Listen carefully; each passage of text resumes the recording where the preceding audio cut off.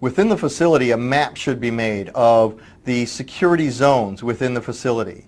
A map that identifies what areas are requiring the highest level of security, the lowest level of security, what might be public areas, things along these lines.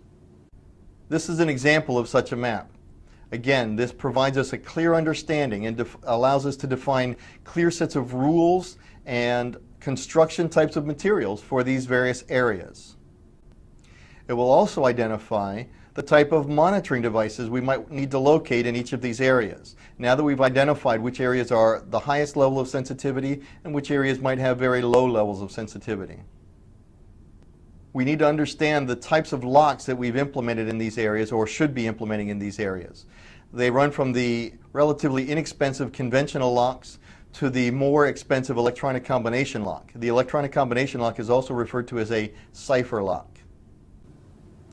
We need to be concerned about who has keys and how easy it is to duplicate those keys. There should be a log or an inventory of keys that are distributed to the various employees, and again, it should always go along with administrative policy that these keys should not be duplicated. In some cases, you can actually implement locks that require special permission to duplicate the keys.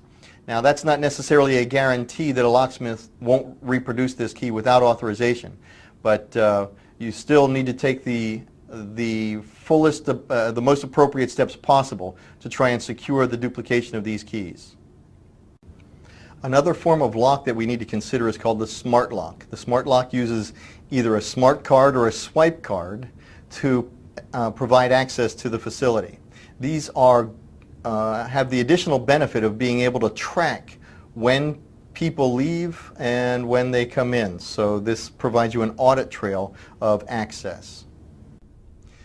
A few details you need to know about lockpicking deals with the tools. The three main tools are the tension wrench, the pick, and the rake. These are tools used by bad guys to break your locks or pick your locks. There are pick-resistant locks that make this much more challenging objective for the bad guy to accomplish.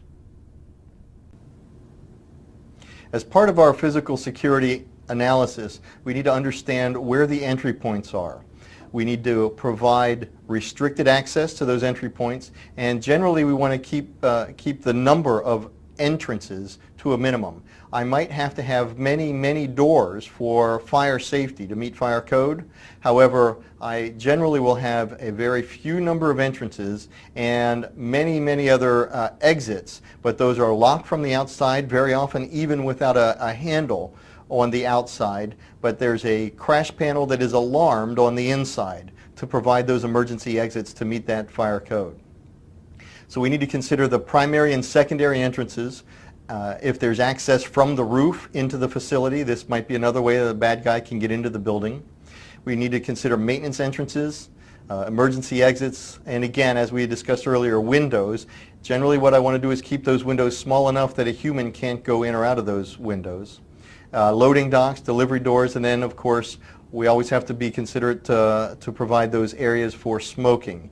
Again, this is very often a problem area because very often people will prop those doors open, even emergency exits, prop those emergency exits open so that they can go smoke out in a more convenient area rather than going to the formal smoking area. In order to identify individuals to provide access to, we need some form of identification mechanisms. Common approach is a badge with a photo ID and a security guard that should be inspecting those badges. There are biometric devices and then of course smart cards and swipe cards that can be used for identity for access controls. There are wireless proximity devices that detect the presence of an individual attempting to gain access. The user activated is generally a magnetic swipe card, very much like your credit card or the ATM cards. It's just a magnetic tape that has information encoded in that magnetic media. The user must swipe this card through a reader. There's also the system sensing that uses a transponder and electronics actually inside the card that you issue to the individuals. These are system sensing types of proximity devices. Both of these devices can be used to provide audit trails to identify when individuals enter and exit the facilities. So again, we have the passive devices. This is like the magnetic tape on a credit card or an ATM card. And these are less expensive and relatively easy to produce.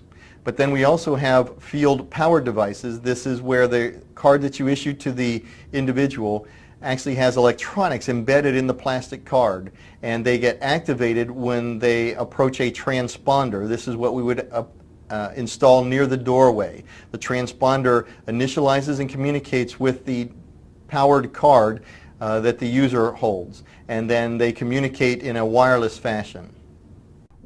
Even if we identify individuals as they enter and exit buildings, we also need to be concerned about piggybacking or tailgating. Piggybacking is when one guy swipes a card and 4 people walk into the facility. I now have no audit trail regarding the other 3 individuals.